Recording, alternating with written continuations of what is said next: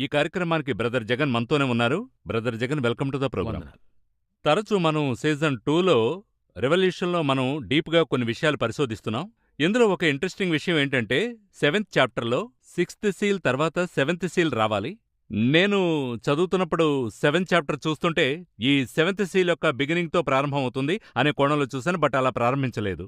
దానికి బదులుగా 8th చాప్టర్లో ఈ 7th సీల్ను గురించి రాసి ఉంది. నా ప్రశ్న ఏంటంటే, ఎందుకని ఈ గ్యాప్? తరచుగా వస్తున్న ఒక విషయాన్ని పాట్మోస్ ఐలాండ్లో అపోస్తలుడు జాన్కి ఈ విధంగా ప్రత్యక్షపరిచిన దేవునికి ఇలాంటి గ్యాప్ రావడానికి కారణమేంటి? అందులో దాగి ఉన్న హిడెన్ ట్రెషర్ ఏంటి? ఏ పర్పస్ ఉంటుందనేది నా ప్రశ్న. ఈ యొక్క ప్రశ్నను వచ్చి ప్రతి విశ్వాసి కూడా అడగాలి. సేవకులందరూ అడగాలి. ప్రతి ఒక్కరు అడగాలి. ఎందుకంటే ప్రశ్న అడిగితేనే జవాబు లభిస్తుంది. ఎప్పుడూ ఒక సందేహం అనేది ఉంటేనే మనకేం లభిస్తుంది? ఒక పరిష్కారం ఉంటుంది. మనం వెతుకుతాం. మనం వెతుకుతాము, ఒక రిజల్ట్ దొరుకుతుంది. కాని ఈ యొక్క ప్రశ్నను ఎవరునూ ఎక్కువ మంది అడగనిది. ప్రాముఖ్యంగా మనము 2 రాకడలను గురించి మాట్లాడుతున్నాం. ఒకటి రహస్య రాకడనేది, సంఘం ఎత్తబట్టమనేది. ఇంకొకటి యేసయ్య బహిరంగ రాకడని చెప్పబడేది. వీటిలో ఈ రెండిటికీ మధ్యలో ఒక డిబేట్లాగా వెళ్తూ ఉంది. ఒక తెగవారు లేదంటారు, ఇంకొకరుందంటారు. దేని గూర్చి అంటే ఈ రహస్య రాకడను గూర్చి. బహిరంగ రాకడ అందరూ ఒప్పుకుంటారు. అది ప్రభువు ఖచ్చితంగా బహిరంగంగా వస్తాడు. అక్కడ 2 డివిషన్ ఉంది. కాని సంఘం ఎత్తబడటం అనేది అది ఎందుకు రహస్య రాకడన్నందులకు కారణముంది. ఎందుకంటే ప్రజలకు అర్థం కావాలని ఈ 2 రాకడలు అలా వేరుగా చూపాలని చెప్పారు. లేకపోతే మొత్తానికి సంఘం ఎత్తబడటమే. ఈ సంఘము ఎత్తబడటము అనేటువంటిది వచ్చి ఒప్పుకొనని వారు చెప్పేటువంటి కారణము, బైబిల్లో వాటికైనటువంటి ప్రూఫ్స్ ఎక్కడ ఉన్నాయి అన్నటువంటి అనేక విషయాలు అడుగుతుంటారు. మీరడిగిన ప్రశ్నకే ఆ జవాబు. మీరడిగినటువంటి ప్రశ్న చాలా ప్రాముఖ్యమైనది. ఏంటని అడిగితే, ఇక్కడ 6th సీల్, ఇక్కడ 6 ముద్రలు విప్పబడుతున్నాయి. 7వ ముద్ర 8వ అధ్యాయంలో ఆరంభమవుతుంది. అలా ఆరంభమైనప్పుడు మధ్యలో ఎందుకు 7వ అధ్యాయం వస్తుంది? ఇప్పుడు 1, 2, 3 అని వచ్చేటప్పుడు 6 వరకు వరుసగా వచ్చి కరెక్ట్గా ఆర్డర్లో వచ్చి 7 మాత్రము వేరుగా వస్తుంది. ఎందుకలా వచ్చింది? మధ్యలో ఎందుకు 7వ అధ్యాయం వచ్చింది అని అడిగినట్లయితే, ఈ 7వ అధ్యాయంలో 2 విధములైన ప్రజలను గురించి దేవుడు చెప్తున్నాడు. 1 నుండి 8 వరకు ఇశ్రాయేలు గోత్రముల గురించి దేవుడు చెప్తున్నాడు. ఈ 12 గోత్రాల గురించి మాట్లాడుతున్నాడు. తర్వాత 9 నుండి 17 వరకును ఎవరని తెలియని ఒక గుంపును గురించి చెప్తున్నాడు. వీరు ఎవరు, ఎక్కడ నుండి వచ్చారని వీరిని గురించి దేవుడు అక్కడ ప్రస్తావిస్తూ ఉన్నాడు. దాని యొక్క అర్థమేంటంటే ప్రవక్తకే తెలియలా. యోహానుకే వీరెవరు ఆ దూత అడిగేటప్పుడు నీకే తెలుసు, నాకు తెలీదని చెప్తున్నాడు. ఎవరితో? యోహానుతో. కాబట్టి ఈ విషయమొచ్చి ప్రవక్తలకే మరుగు చేయబడినటువంటి విషయమేంటి అని అడిగినప్పుడు, ఇక్కడ ఈ గ్రూప్, ఎత్తబడుతున్నటువంటి ఒక గ్రూప్ ఇక్కడున్నారు. ఎక్కడున్నారు? 7వ అధ్యాయం 9 నుండి 17 వచనాల వరకు ఉన్నారు. ఇదే గ్రూపుని ఇంతకుముందు యోహాను పరలోకంలో చూడలేదు. యోహాను మొట్టమొదటిగా హెవెన్ ఓపెన్ అయి ఉండడం 4వ అధ్యాయంలో చూస్తున్నాడు. 4వ అధ్యాయంలో చూసేటప్పుడు ఆయన వచ్చి దేవుడు కూర్చున్నటువంటి సింహాసనాన్ని చూస్తున్నాడు. ఆయన చుట్టూ ఉన్నటువంటి 4 క్రియేషన్స్, 4 జీవులను చూస్తున్నాడు. తర్వాత 24 పెద్దల్ని చూస్తున్నాడు. ఇలా 24 పెద్దలు, వీటన్నిటిని చూస్తున్నప్పుడు ఈ గ్రూప్ అక్కడ ఉండడం అనేది ఆయన చూడలేదు. అప్పుడు వారు అక్కడ లేరు. కాని 6వ అధ్యాయము 6వ ముద్రకి 7వ ముద్రకు మధ్యనే వీరు అక్కడ ఉన్నారు. నేను చెప్పింది అర్థమైందండి? అంతకుముందు వారు అక్కడ లేరు, హెవెన్లు లేరు. అంటే ఏంటి అర్థమంటే, వీరెప్పుడు వచ్చారంటే 6వ ముద్ర తర్వాత వచ్చినటువంటి వారు, 7వ ముద్రకు ముందు వచ్చినటువంటి వారు, హెవెన్లోకి ప్రవేశించిన వారు. ఎందుకంటే అంతకుముందు ఏ స్థలములో వారు ఉన్నందులకు ప్రూఫే ఇవ్వబడాల. ఎందుకంటే వీరు నుంచున్నది సింహాసనమునొక ప్రక్కన అని ఉంది. వీరు ఎవరు అని చెప్పి అప్పుడే యోహాను కూడా అడుగుతున్నాడు. ఒకవేళ 4వ అధ్యాయంలో చూసుంటే ఈయన అడిగుండేవాడు కాదు, 4వ అధ్యాయంలోనే అడిగుండేవాడు వీరు ఎవరని చెప్పి. 6వ అధ్యాయం తర్వాత 7వ అధ్యాయంలోనే అడుగుతున్నాడు యోహాను. వీరు ఎవరు అని అడుగుతున్నప్పుడు వీరిని గూర్చినటువంటి ఒక వివరాన్ని ఆయన చెప్తున్నాడు. అప్పుడు ఈ యొక్క 6th సీల్కి 7th సీల్కి మధ్యలో ఈ 2 ఇన్సిడెంట్స్ జరగాలి. ఏది? 1 to 8 ఒక ఇన్సిడెంట్, 9 to 17 ఒక ఇన్సిడెంట్. ఈ 2 ఇన్సిడెంట్లు 7th సీల్ తర్వాత జరగాలి. దేవుని నిర్మాణంతో అలా వచ్చింది. దేవుని వ్యవస్థలో ప్రతి సీలు ముగింపులో ప్రతి ఒక్కటి జరుగుతుంది. 6వ ముద్ర ముగిసిన వెంటనే అక్కడ కొన్ని విషయాలు జరుగుతున్నాయి. సూర్యుడు చీకట కమ్మడం, చంద్రుడు రక్తవర్ణముగా మారడం, నక్షత్రములు భూమి మీద రాలడం, ఆకాశం చుట్టబడి తొలగిపోవడం, కొండలు ద్వీపములు స్థానములు తప్పడం, ప్రజలు గుహల్లోకెళ్లి దాక్కోవడం, ఇవన్నీ ఒకే. ఇవి ముగిసిన వెంటనే దేవుడు చూపించే విషయం ఏంటంటే, ఒక 12 ట్రైబ్స్ ఒక ప్రక్కన చూపుతున్నాడు, మరొక గ్రూప్ చూపుతున్నాడు. ఇది చూపించిన వెంటనే 7th సీల్ చూపిస్తున్నాడు. అప్పుడు దీనికి అర్థము 6th, 7th సీల్కి మధ్యలో 7వ అధ్యాయం జరగాలి. ఈ యొక్క కాన్సెప్ట్ని వారు అర్థం చేసుకుంటేనే ఒక గ్రూపు అక్కడొచ్చి ఉంది. ఇది మధ్యలో జరిగేటువంటి ఒక విషయం అనేటువంటిది అటువంటిదైన ఒక తేటపరచడానికి దేవుడు ఈ యొక్క 7th చాప్టర్ని మధ్యలో ఉంచాడు. లేకపోతే 7 ముద్రలు ముగిసిన తర్వాత 7వ అధ్యాయం వచ్చేది. ఎందుకు 7వ అధ్యాయం వచ్చిందంటే ఈ 2 ముద్రలకు మధ్య అది జరుగుతుంది. 2 ముఖ్యమైన విషయాలు జరుగుతున్నాయి. అందువల్ల ఈ 7వ అధ్యాయం మధ్యలో వస్తుంది. 8వ అధ్యాయం నుండి వేరే కొన్ని విషయాలు దేవుడు ప్రారంభిస్తున్నాడు. కాబట్టి ఆ వ్యవస్థ చాలా ప్రాముఖ్యమైంది. అందువల్ల దేవుడు అలాగే ఏర్పాటు చేశాడు. సో ఏ విషయమైనా దేవుడు ప్లాన్ చేసి ఆర్డర్గా చేస్తున్నాడు. ఎందుకంటే మనం మాథ్యూ, మార్క్, లూక్, జాన్లు చూసామంటే ఆ ఫస్ట్ బుక్ మనం మాథ్యూ చదివినప్పటికీ రాయబడింది మార్క్ సువార్త అంటున్నారు. సో గాడ్స్ ప్లాన్లో ఈ విధంగా నిర్మించబడింది బైబిల్ అని మనం చెప్పవచ్చునా? అవును, ప్రతిదానికి ఇప్పుడు మీరిది చెప్పారు కదా, నేను మరికొంత ఒక వెర్షన్ మీకు చెప్తాను. పౌలు పత్రికలు రాస్తున్నాడు. అవును.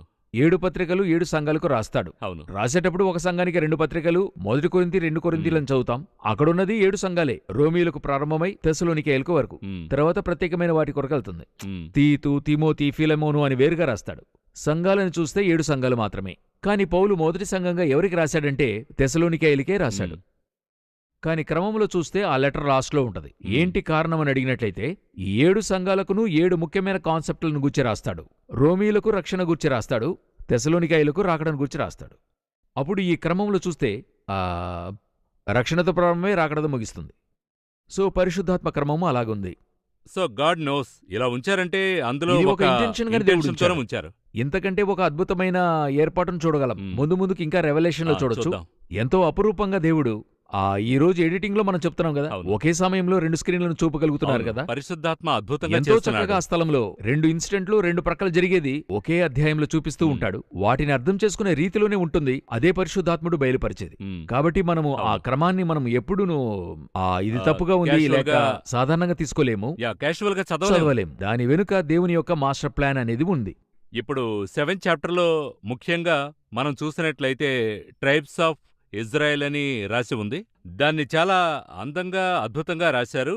ఎంతవరకు దేవుడు దీన్ని డీటెయిల్డ్గా చెప్తున్నారంటే ఒక్కొక్క ట్రైబ్ పేరు మెన్షన్ చేసి పాట్మోస్లో అపోస్తలుడు జాన్కి బయలుపరుస్తున్నాడు. నా ప్రశ్న ఏంటంటే ఎప్పుడు కూడా first born, second born, third born అని ఉంటుంది. అయితే ఈ ట్రైబ్లో ఆర్డర్ కొంచెం మారుతోంది. దీని వెనుక ఏమున్నది?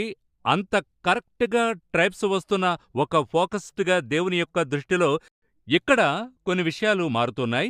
ఆ మారడానికి రీజన్ ఏమిటి? ఇప్పుడు ఇందులో ఒక 12 గోత్రాల గురించి చెప్పుకుంటున్నాం. మొదటిగా మనం ట్రైబ్స్ ని గురించి మాత్రం చెప్పుకున్నాం. ఈ ట్రైబ్స్ ని సెలెక్ట్ చేసిన విధానాన్ని గురించి తర్వాత మాట్లాడుకుందాం. 12 ట్రైబ్స్ ని తీసుకున్నట్టయితే మనందరికీ తెలిసినట్టుగా యాకోబుకు 12 మంది కుమారులు. రూబేన్, సిమియోన్, లేవి, యూదా లేయాకు పుట్టిన కుమారులు. కరెక్ట్. ఆ తర్వాత రాహేలు యొక్క దాసికి పుట్టినటువంటి కుమారులు కొంతమంది ఉన్నారు. తర్వాత రాహేలుకు పుట్టిన కుమారులు ఉన్నారు. ఆ తర్వాత లేయ దాసికి పుట్టినటువంటి కుమారులు ఉన్నారు. సో మొత్తం 12 మంది. ఈ 12 మంది కుమారులు మాత్రం కాకుండా లెక్క కాకుండా యోసేపు యొక్క 2 కుమారులను చేర్చమంటున్నాడు. యాకోబు చెప్తున్నాడు, ఈ 2 నా యొక్క కుమారులు, ఇక మీదట పుట్టినవారే నీకని ఈ 2ని నా లెక్కలోకి తీసుకురమ్మంటున్నాడు. క్రాస్ చేసి సో 12, 14 అయింది. ఈ లెక్క ప్రకారం 14, 14. ఈ 14లో ఈ స్థలంలో చూస్తే 12 ఉంది. అవును, 2 మిస్ అవుతున్నాయి. 2 మిస్ అవుతుంది. ఈ లెక్క అలాగే ఉండనివ్వండి. ఇప్పుడు ఇందులో 12 ఉంది, ఇక్కడ 12 చూస్తున్నాం. ఇందులో ఓపెనింగ్ లో చూస్తే మొదట తీసిన వెంటనే ముద్రింపబడిన వారి లెక్క చెప్పగా వింటిని. 4వ వచనంలో ఇశ్రాయేలీయుల గోత్రములన్నిటిలో ముద్రింపబడిన వారు 144,000 మంది. అందులో ప్రాముఖ్యముగా వారు చెప్పేటువంటి ఒక ముఖ్యమైన విషయం ఏంటంటే యూదా గోత్రము నుండి ప్రారంభిస్తున్నారు. జోడాతోనే ప్రారంభమవుతుంది, కానీ జోడా మొదటి పుట్టుక కాదు. అప్పుడు Judah is not the first born, యూదా నుండే ప్రారంభమవుతుంది. అప్పుడు ఫస్ట్ బార్న్ ఎవరని చూస్తే రూబేన్. కరెక్ట్. రూబేన్ గోత్రం వచ్చి 49వ అధ్యాయం ఆదికాండం పుస్తకములో జెనసిస్ 49లో రూబేను గూర్చి చెప్పేప్పుడు యాకోబు కొంత దిగులు పడుతున్నాడు. రూబేన్ చేసినటువంటి ఒక తప్పైనటువంటి కార్యము తండ్రి మెన్షన్ చేస్తున్నాడు, దుఃఖపడుతున్నాడు. దుఃఖపడి ఆ జ్యేష్ఠపుత్ర భాగం అనేటువంటిది ఫస్ట్ బార్న్ అతని నుండి విడిపోతుంది. ఎందుకంటే అతను చేసిన కొన్ని కార్యములు చాలా పెయిన్ఫుల్ గా వ్యక్తం చేస్తున్నాడు. సో ఆ ఫస్ట్ బార్న్ అనేటువంటి అధికారం అతని నుండి వెళ్ళిపోతుంది. అవును. అయితే ఓ ముఖ్యమైన విషయం, ఫస్ట్ బార్న్ అనేది ఓ గొప్ప, ఏం చెప్పాలంటే స్పెషాలిటీ అని చెప్పొచ్చు. వాటి వెనుక స్పిరిచువల్ థాట్స్ అనేవి మాట్లాడుకుందాం. ఆ తర్వాత సిమియోన్ ఉన్నాడు, లేవి ఉన్నాడు. వీరిద్దరును న్యాయంగా సిమియోనే రావాలి. కరెక్ట్. ఎందుకు సిమియోన్ రాలేదు, ఫస్ట్ బార్న్ గా రాలేదంటే సిమియోను, లేవి చేరి యాకోబు యొక్క కుమార్తె దీనా విషయంలో ఒక యువకుణ్ణి వారు హత్య చేస్తారు. అప్పుడు యాకోబు దానిని గూర్చి ఎంతో బాధపడతాడు. నన్ను వారి మధ్య మీరు ఎంతగానో అసహ్యునిగా చేశారని చెప్తాడు. సో ఫస్ట్ బాన్ వచ్చి దుఃఖపెట్టేవాడిగా ఉండకూడదు, సంతోషపరిచేవాడిగా ఉండాలి. అతడే ఫస్ట్ బాన్ కాగలడు. సో ఈ ఇద్దరు కూడా నెట్టివేయబడుతున్నారు. త్రోసివేయబడ్డారు. సో 4వదిగా ఎవరున్నారన్నట్టయితే యూదా. యూదా గోత్రమే ఫస్ట్ బాన్ గా ఉండాలి ఈ లెక్క ప్రకారంగా. ఇక్కడ అందుకే యూదా గోత్రము ఫస్ట్ బాన్ గా ఉంది. ఆ స్థలంలో యూదాను గూర్చి సంతోషపడుతున్నాడు. యాకోబు సంతోషముతో యూదా నీ సహోదరులు నిన్ను స్తుతించెదరు అలాగని చెప్తున్నాడు. అయితే జ్యేష్ఠపుత్రుని యొక్క భాగము ఎవరికెళ్తుందని మీరు అడిగినట్లయితే యూదాకెళ్లలేదు. ఇక్కడ నేను 7వ అధ్యాయానికి వస్తున్నా. అక్కడ యాకోబు చెప్పిన విషయానికి వెళ్ళలేదు. జ్యేష్ఠపుత్ర భాగము ఫస్ట్ బాన్ ఎవరికి వెళ్తుందని అడిగినట్లయితే యోసేపుకే వెళ్తుంది. అక్కడ అతడు యోసేపునే ఆ స్థలములో జ్యేష్ఠపుత్ర భాగముగా తీసుకొస్తున్నాడు. దినవృత్తాంతములో ఫస్ట్ క్రానికల్స్ లో అలాగుంది. అప్పుడు ఈ యొక్క జ్యేష్ఠపుత్ర భాగము ఎలా ఇక్కడ యూదాకొచ్చింది అన్నటువంటిది మరొక విషయం. మీరు జెనసిస్ బుక్ ని చదువుకుంటారండి. యాకోబు ముగిసిన వెంటనే ఫస్ట్ బాన్ ఎవరంటే రూబేను కదా. రూబేను వెంటే వెళ్ళాలి బైబిల్. ఎప్పుడు ఎవరిని ఫస్ట్ బాన్ గా బైబిల్ సెలెక్ట్ చేస్తుందో వారి వెంటే వెళ్ళాలి. ఇప్పుడు ఉదాహరణకి అబ్రహాము తర్వాత ఇస్మాయిల్ వెంట వెళ్ళలేదు. ఎవరి వెంట వెళ్లకుండా ఇస్సాకు వెంట వెళ్తుంది. ఇస్సాకు తర్వాత ఏశావు వెంట వెళ్ళలేదు. అతని గురించిన సమాచారం ఉంటుంది. అయితే బైబిల్ ఎవరి వెంట వెళ్తుందంటే యాకోబు వెంట వెళ్తూ ఉంది. యాకోబుతో పాటు సిరియాకి వెళ్తుంది బైబిల్. యాకోబు తిరిగి వచ్చేటప్పుడే ఏశావును గుర్చిన విషయం ఉంటుంది. అంతవరకు ఏశావును గుర్చిన సమాచారం ఉండదు. కాబట్టి బైబిల్ అతని వెంబడే ప్రయాణిస్తుంది. దాని తర్వాత అక్కడి నుండి యాకోబు తర్వాత అతని కాలము ముగిసిన వెంటనే బైబిల్ ఎవరి వెంట ప్రయాణిస్తుందంటే యోసేపు వెంట ప్రయాణిస్తుంది. యోసేపు వెంట ప్రయాణించి మధ్యలో ఒకరిని గుర్చే చెప్పబడుతుంది. ఎవరంటే యూదాను గుర్చే చెప్తుంది. వేరెవరిని గురించి మాట్లాడదు. అది సడన్ గా వస్తుంది. అది సడన్ గా లోపలికి వచ్చి మరలా వెళ్ళిపోతుంది. తిరిగి యోసేపు. మీరు ఆదికాండం చూస్తే యోసేపుతో ముగించబడుతుంది. దానితో మ్యాటర్ ఓవర్ అయిపోతుంది. అప్పుడు ఫస్ట్ బాన్ అంటే ఎవరిని సూచిస్తుందంటే యోసేపుని సూచిస్తుంది. ఆ తర్వాత ఈ యొక్క జ్యేష్ఠపుత్ర భాగము యోసేపుని దాటి దాను గోత్రానికి ఒకసారి వెళ్తుంది. దానుగూర్చి చెప్పేటప్పుడు యాకోబు చెప్తాడు, దాను ఇశ్రాయేలు గోత్రములలో ఒకటై అతడు న్యాయం విచారించును అని చెప్తాడు 49వ అధ్యాయంలో. ఇది ఎక్కడ జరిగింది అన్నట్టయితే అందరికీ తెలిసిన సంభవమే, కాని కాన్సన్ట్రేట్ చేస్తుండం.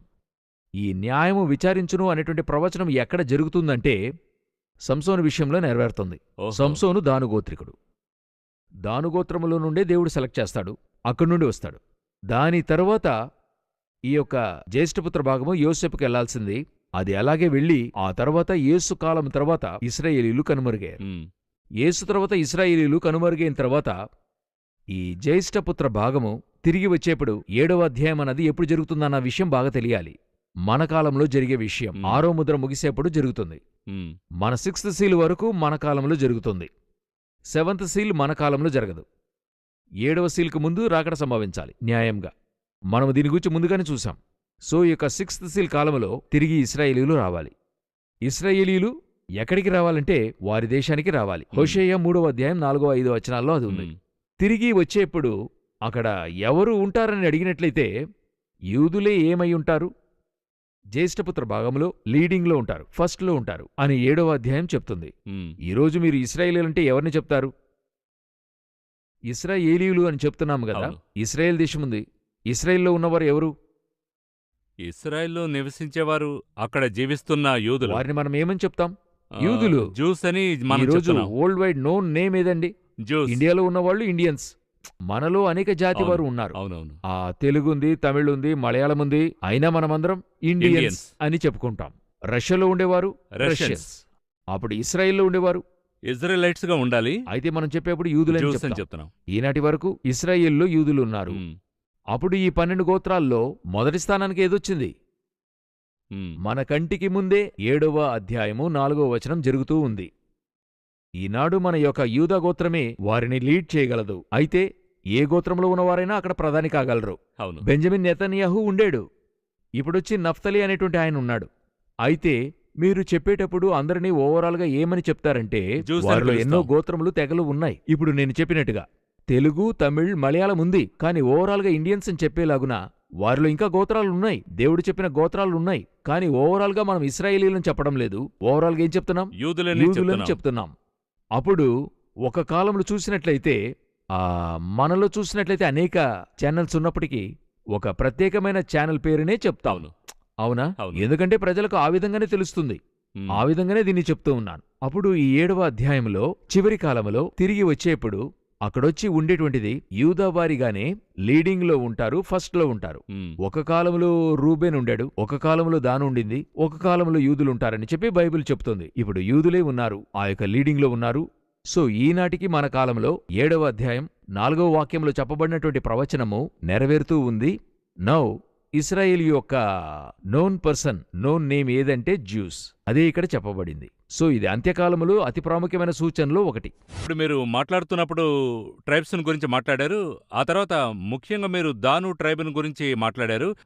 వారు ఒక ముఖ్యమైన పార్ట్ ప్లే చేస్తున్నారు. అయితే ఇక్కడ ప్రశ్న ఏంటంటే, ఎలాంటి దాను ట్రైబ్ ఇక్కడ మిస్ అవుతోంది? దీనికి కారణం ఏంటి? దీని వెనుకున్న మర్మం ఏంటి?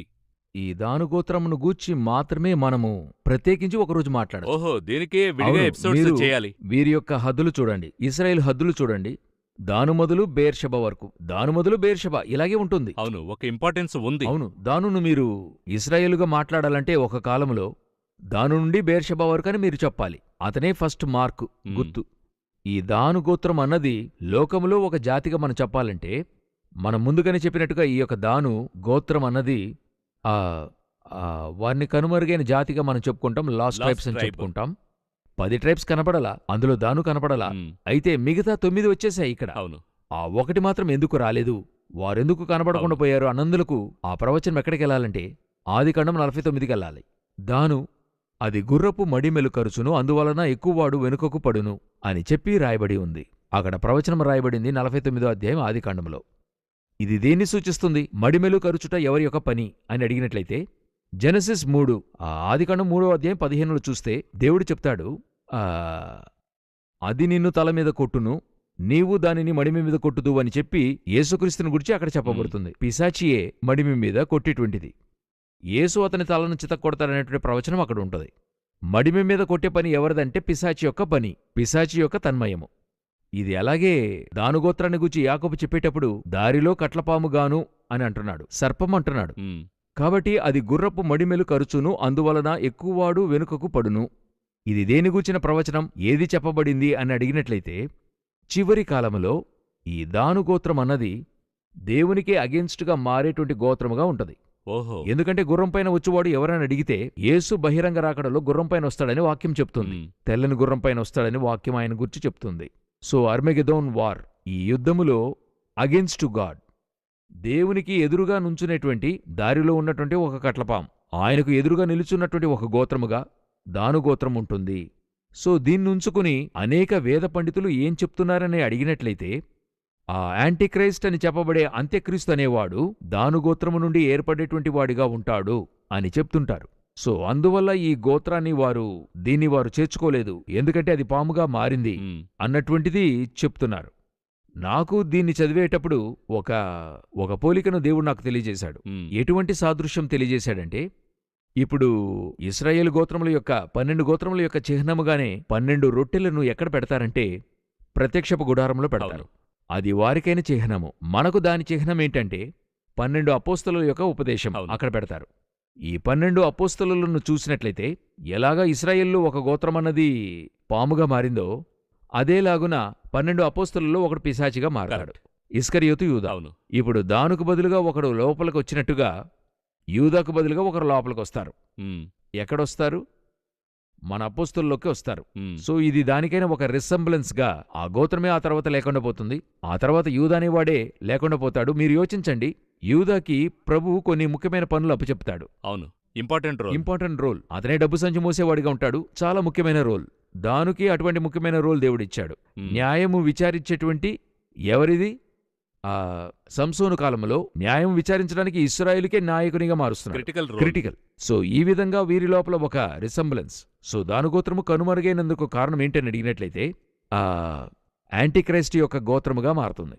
దీనికి పరోక్షంగా మరొకటి చెప్పేవారు కూడా ఉన్నారు, అది కూడా మనం చెప్పేద్దాం, ఎందుకంటే జనుల్ని ఎవరు కన్ఫ్యూజ్ చేయకూడదు. ఇప్పుడు ఈ యొక్క యాంటిక్రైస్ట్ అన్నవాడు ఎక్కడి నుండి వస్తాడు అని అడిగితే 7 హిల్స్ సిటీ అని ఇక్కడ బైబిల్ చెప్తూ ఉంది.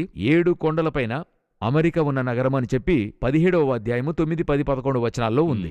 సో అలాగున్నప్పుడు ఆ 7 హిల్స్ సిటీ ఏది అని అడిగినట్లయితే అదే 18వ వచనంలో, మరియు నీవు చూచిన ఆ స్త్రీ భూరాజుల నీలు ఆ మహాపట్టణమే అనుంది. అప్పుడు 7 హిల్స్ మీద ఉన్న పట్టణం ఏదంటే రోమే. సో రోమ్ నుండి యాంటిక్రైస్ట్ వస్తాడని ఒక అభిప్రాయం ఉంది. అలా రోమ్ నుండి యాంటిక్రైస్ట్ వస్తే అతడు రోమీయుడిగా ఉంటే ఎలా దానుగోత్రం కాగలడు? ఉమ్, ఇలాగడిగేటువంటి వారు కూడా ఉన్నారు. దీనికైనా ఒక బదులు కూడా ఉంది. ఏమి సమాధానం ఉందని అడిగినట్లయితే, ఇశ్రాయేలీలొచ్చి ఈరోజు ఇశ్రాయేల్లో మాత్రం లేరు. అవును, ఇశ్రాయేలీలు ప్రపంచమంతా ఉన్నారు. All over the world spread అయిన వారున్నారు. దేవుడు వారిని తిరిగి రమ్మన్నాడు. తిరిగి రమ్మని చెప్పినప్పుడు ఇశ్రాయేలీలందరూ తిరిగి వచ్చారంటే రాలేదు. అవును. 1918లో బాల్ ఫర్ డిక్లరేషన్ వచ్చినప్పుడు దేవుడు వారిని తిరిగి రమ్మన్నాడు. అలాగొచ్చారా అని అడిగినట్లయితే అనేక మంది జర్మనీలోనూ రష్యాలోనూ ఉండిపోయారు. సెటిల్డ్. ఎందుకంటే వారు అక్కడ బాగా వెల్టుడు. వెల్టుడు. అలాగున్నప్పుడు తిరిగి రాలేదు. వీరిని తిరిగి రప్పించడానికి దేవుడేం చేస్తున్నాడంటే హిట్లర్ వంటి వ్యక్తిని లేపుతున్నాడు. అప్పగింపమని ఉత్తర దిక్కునకు, బిగబట్టవదని దక్షిణ దిక్కునకు ఆజ్ఞ ఇచ్చదును. వారు నలుదిశల నుండి వస్తారని దేవుడు చెప్పాడు. అదేవిధంగా వారు వచ్చేశారు. సో 1936-43లో ఇది జరిగింది. వచ్చిన ఇశ్రాయేలీలు తిన్నగా ఇశ్రాయేల్కి వచ్చారా అని అడిగితే లేదు. కొంతమంది ఇంగ్లాండ్కి వెళ్ళిపోయారు, ఉమ్, కొంతమంది స్విస్కి వెళ్ళిపోయారు, కొంతమంది అమెరికాకి వెళ్ళిపోయారు. అమెరికా వచ్చి ఈనాడు మనము చెప్పేటువంటి జనాభాలో చూస్తే రెండవది అధికంగా స్పానిష్ ప్రజలున్నారు. దాని తర్వాత అధికంగా ఉన్నవారు ఎవరంటే యూదులే. ఇంకొక తెగవారు చెప్పేది అమెరికా కంట్రోలే, బిజినెస్ కంట్రోలే ఎవరి చేతిలో ఉందంటే యూదుల చేతిలో ఉందంటారు. వాల్ స్ట్రీట్ అంతా యూదుల చేతిలో ఉందంటారు. సో అక్కడి నుండి వారు ఎక్కడికి రాలేదు? ఇజ్రాయెల్కు రాలేదు. సో ఇప్పుడు యూరోప్ అంతా కూడా వ్యాప్తి చెందారు. అట్లే అమెరికాకి వెళ్ళిపోయారు. అప్పుడు ఏంటి వీరి యొక్క ఎదురుచూపంటే యూదులు అంతటా చెదిరి ఉన్నారు. ఉమ్, సో అందులో నుండి కూడా ఎవరు లేవగలరు? ఈ దానుగోత్రములో నుండి యాంటిక్రైస్ట్ లేవగలడు. సో రోములోనూ ఈనాడు యూదులున్నారు, లేకుండా లేరు. సో అక్కడి నుండి రావచ్చు అని చెప్తున్నారు. ఒక సమీప కాలములోనే డాక్యుమెంటరీ ఒకటి యూదులను గుర్చి ప్రదర్శించబడింది. ఆ డాక్యుమెంటరీ దేని గుర్చంటే, ఆ డాక్యుమెంటరీలో మీరు చూసినట్లయితే వారి మెస్సయ్య ఎక్కడి నుండి వస్తాడు అని ఒక ప్రశ్న ప్రపంచవ్యాప్తంగా తలెత్తింది. అప్పుడు వారి రబ్బీల యొక్క అతి ముఖ్యమైన జవాబు ఏంటని అడిగినట్లయితే, మా యొక్క మెస్సయ్య ఎక్కడి నుండైనా లేచి వస్తాడు. ఎందుకంటే భూమి అంతా ఆయనదే. ఎక్కడి నుండైనా లేచి వస్తాడు. అయితే ఆయన ఇశ్రాయేలు నుండి రాజ్యభారం చేయును. ఇక్కడ ఒకటి సరిగ్గా ఉంది, ఒకటి తప్పుగా ఉంది. ఉమ్, మెస్సయ్య ఎక్కడి నుండైనా లేచి వస్తాడని చెప్పినప్పుడు వారు అంత్యక్రీస్తు అనే వ్యక్తి లేవడం అనేది వారు అంగీకరించడానికి మొదలు పెడతారు. ఉద్భవించిన యాంటిక్రైస్ట్ని మెస్సయ్యగా వారు కొలుస్తారు. దీనికి కారణము వారి యొక్క ఎదురుచూపు మెస్సయ్య ఎక్కడి నుండైనా లేచి వస్తాడు అన్నదే. మీరు క్రితము జరిగినటువంటి చరిత్రలో చూసినట్లయితే యూదులు ఇశ్రాయేలు వెలుపల పుట్టిన ఎంతో మంది వారు మెస్సయ్యగా అనుకున్నారు. సో ఇప్పుడు ఏం జరగబోతుందంటే, రోమ్లో పుట్టేటువంటి వాడైనా ఒక యూదుని వంశావళిలో పుట్టినవానిగా, ప్రత్యేకించి దానుగోత్రంలో ఉండేటువంటి వాడు ఒకరు లేచి లోకమును ఆధిపత్యం చేసేప్పుడు, హిట్లర్ లాగా వచ్చేప్పుడు అతడు ఆనాడు ఇశ్రాయేలీలకు మద్దతుగా ఉండేవానిలాగా మాట్లాడుతాడు. అలాగున్నప్పుడు అతని గూర్చి ఏమనుకుంటారు? మెస్సయ్యగా అనుకోవడానికి అవకాశం ఉంది. అప్పుడు ఇశ్రాయేలులోనికి రావడానికి అతనికి అవకాశం ఇచ్చినప్పుడే ఇతను మెస్సయ్య కాడు, అతను అంత్యక్రీస్తు అన్నది వారికి తెలిసొస్తుంది. సో మనవరకైతే బైబిల్ ప్రకారంగా మెస్సయ్య అనేటువంటి వాడు వేరింకెక్కడ రాడు. ఆయన జకర్యా పుస్తకము 14వ అధ్యాయం ప్రకారం ఆయన ఒలీవల కొండపైన అవరోహణమవుతాడని చెప్పబడింది. సో ఈ దానుగోత్రము ఈనాడు ఎక్కడో ఉంది, ఒక చోట ఉంది. అది ఇశ్రాయేల్లో మాత్రమే కాదు, వెలుపల ఉంది. అలాగ వెలుపల ఉన్నటువంటి ఏ ప్రాంతము నుండైనా ఈ యొక్క వీరొచ్చే అవకాశం ఉంది. ఎవరూ యాంటిక్రైస్ట్ రావచ్చు. అయితే ఈ దానుగోత్రములో ఉన్నటువంటి ఎవరిని కూడా దేవుడు తన లిస్టులోకి చేర్చడానికి ఇష్టపడలేదు. ఈనాడున్నవారు చెప్పుకోవచ్చు, నా గోత్రం ఇది, పూర్వీకం ఇదని. ఈ 2000 సంవత్సరముల్లో అనేక మంది ఎలా మారి ఏమయ్యారన్నది తెలియలా. సో తమకు లభించిన సమాచారాన్ని పెట్టుకుని ఇశ్రాయేలు ప్రభుత్వం వారికి కొన్ని పరీక్షలు చేసి వారిని తీసుకుంటున్నారు. దానుగోత్రమైన మిగతా గోత్రాలైన వారు తీసుకుంటున్నారే కానీ ప్రభువు యొక్క లెక్క ప్రకారం దానుగోత్రం లేదు, ఆ లిస్టులో అది లేదు. అదేమనగా జోసెఫ్ వచ్చి ఇదే స్థలంలో అతనికి 2 కుమారులు మనస్సా, ఇఫ్రాయిము, ఇద్దరినీ బ్లెస్ చేయడానికి వాళ్ళిద్దరినీ తన తండ్రి దగ్గరికి అతను తీసుకువెళ్ళడం జరిగింది. ఈ సన్నివేశమే నిజంగా ఒక ఇంట్రెస్టింగ్గా ఉంది, చాలా ఆసక్తికరంగా ఉంది, చాలా డెప్త్గా ఉంది. అప్పుడు వాళ్ళిద్దరినీ తీసుకుని పోయి బ్లెస్సింగ్ తీసుకోవాలని అనుకుని జోసెఫ్ ఇష్టపడుతున్నాడు. జోసెఫ్ వారి నాన్న అంటే జేకబ్ కూడా దీన్ని ఇష్టపడి బ్లెస్ చేస్తున్నాడు. అయితే బ్లెస్ చేస్తున్నప్పుడు చేతులు మార్చి బ్లెస్ చేస్తున్నాడు. ఈ విషయం జోసెఫ్ గమనిస్తున్నాడు. జోసెఫ్ చూసి ఇతడే పెద్దవాడు లేదు ఇతడే చిన్నవాడని చెప్తున్నప్పుడు జేకబ్ వచ్చి నాకు తెలుసని చెప్పి తెలిసే చేస్తున్నానని క్రాసుగా చేతులుంచి బ్లెస్ చేస్తున్నాడు. ఇప్పుడు ఈ 2 గోత్రములు చాలా ముఖ్యమైన గోత్రం. ఈ లిస్టులో ఒకటి ఉంది, మరొకటి లేదు. ఈ విషయం గురించి మనం మాట్లాడే తీరాలని అనుకుంటున్నాను. ఈ విషయాన్ని మీరు ఏ కోణంలో చూస్తున్నారు? ఇప్పుడు మీరు చెప్పినటువంటి ఈ సంభవంలో ఆసక్తికరమైన విషయం ఏమిటంటే, యాకోబు చెయ్యి మార్చి పెట్టడం అనేది ఒక ఆసక్తికరమైన విషయం.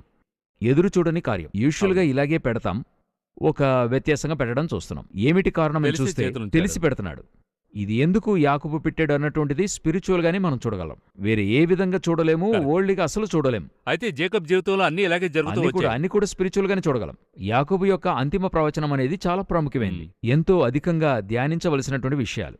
అతను తిరిగి ఇశ్రాయేల్లోనికి వచ్చింది, అంటే కనానులోకి వచ్చింది. అధికంగా ధ్యానించాలి అతని ట్రావెల్, మిగతా విషయాలు అది అలాగ ఉంచండి. ఎందుకు అలా పెట్టాడన్నట్టయితే, ఇశ్రాయేలు అన్నది ఇంకోవైపు యాకోబు అంటే ఇశ్రాయేలే. ఆయన పేరే ఇశ్రాయేల్ అది కూడా ఉంది. అక్కడ రాసి ఇశ్రాయేలు ఉంది. అని పేరు కొనబడ్డాడు. Bless ఆయన బ్లెస్ చేస్తున్నాడు. చేసేప్పుడు ఇశ్రాయేలు లోపల క్రాస్ రావాలి.